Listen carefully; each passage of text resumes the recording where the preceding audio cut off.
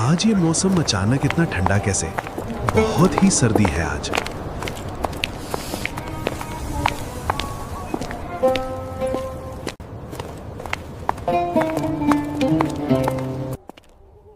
ईशा की नमाज के बाद मस्जिद में ही रुक जाऊंगा। अल्लाहु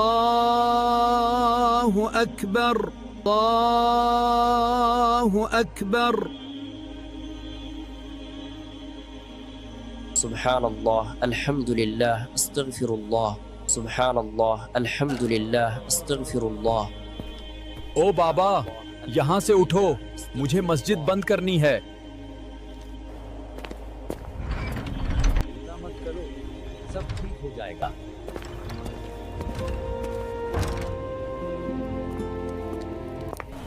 अस्सलामु अलैकुम। वालेकुम अस्सलाम। वालेकुम अस्सलाम। काफी सर्दी है, अगर आप इजाजत दें तो मैं थोड़ी देर यहाँ आग के पास बैठ जाऊं। जी बाबा, आप आराम कीजिए। अस्तगफिरुल्लाह, अस्तगफिरुल्लाह, अस्तगफिरुल्लाह, अस्तगफिरुल्लाह। आप मुस्कुरा क्यों रहे हैं? कोई खास बात? आपकी ये अस्तगफिरुल्लाह पढ़ने की आदत मुझे बहुत पसंद आई है। आपकी ये अदा मुझे बहुत प्यारी लगी। बाबा, अल्लाह ने अस्तगफिरुल्लाह की बरकत से मेरी सारी दुआएं कबूल की हैं।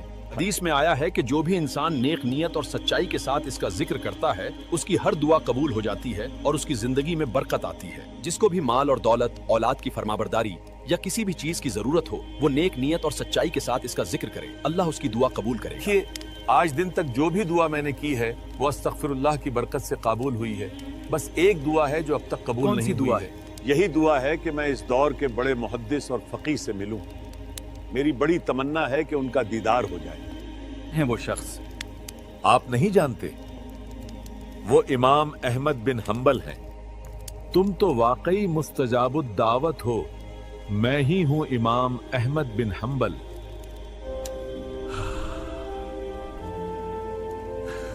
या अल्लाह तेरा शुक्र है। अब मुझे समझ आया, उस शख्स का गुस्सा यूं ही नहीं था जिसने मुझ जैसे बुजुर्ग को मस्जिद से बाहर निकाला। तो अस्तगफिरुल्लाह के जिक्र की बरकत थी जो मुझे यहाँ खिंच लाई। वैसे आप किस तरह से पढ़ते हैं इसे बाबा? हजरत, मैं अस्तगफिरुल्लाह को अपने विर्द में हर वक्त रखता हूँ। चलते फिरते, उठते बैठते, हर हाल में मैंने इसे अपनी आदत बना लिया है। बहुत खूब बाबा। अल्लाह ताला कुरान में फरमाता है कि जब तुम नमाज से फारिग हो जाओ तो अल्लाह की याद में लग जाओ, बैठते हुए, लेटते हुए और चलते फिरते। और अल्लाह के नबी मोहम्मद सल्लल्लाहु अलैहि वसल्लम ने इरशाद फरमाया कि अल्लाह पाक फरमाता है कि जो शख्स इस्तिग़फ़ार को लाजिम पकड़ ले, यानी कसरत से अस्तग़फ़िरुल्लाह पढ़ता रहे, अल्लाह ताला उसके लिए हर तंगी से निकलने का रास्ता बना देता है, हर गम से निजात अता फरमाता है और उसे वहाँ से रिज़्क़ देता है जहाँ से उसे गुमान भी ना हो। ये हदीस सुनन अबी दाऊद हदीस नंबर 1518 में मौजूद है। सुभान अल्लाह। हज़रत, इसे पढ़ने का कोई ख़ास तरीक़ा भी है? जी हाँ बाबा, कई तरीक़े हैं, मगर उनमें से एक ख़ास आज़माया हुआ तरीक़ा अर्ज़ करता हूँ।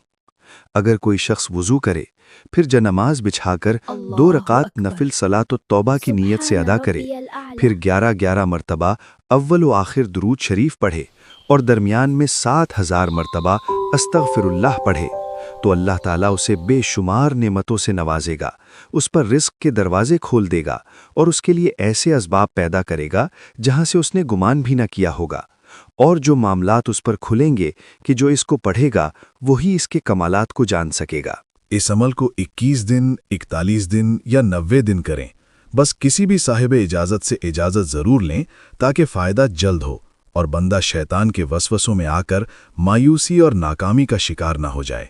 जी हजरत, क्या आप मुझे इस अमल की इजाज़त देंगे? हाँ बिल्कुल, क्यों नहीं। इसे मैं इस अमल को जारी करूँगा इंशाअल्लाह, इंशाअल्लाह। या अल्लाह तेरा शुक्र है कि मुझे इतनी बड़ी हस्ती से मिलवा दिया। मेरी ये दुआ भी कबूल हुई।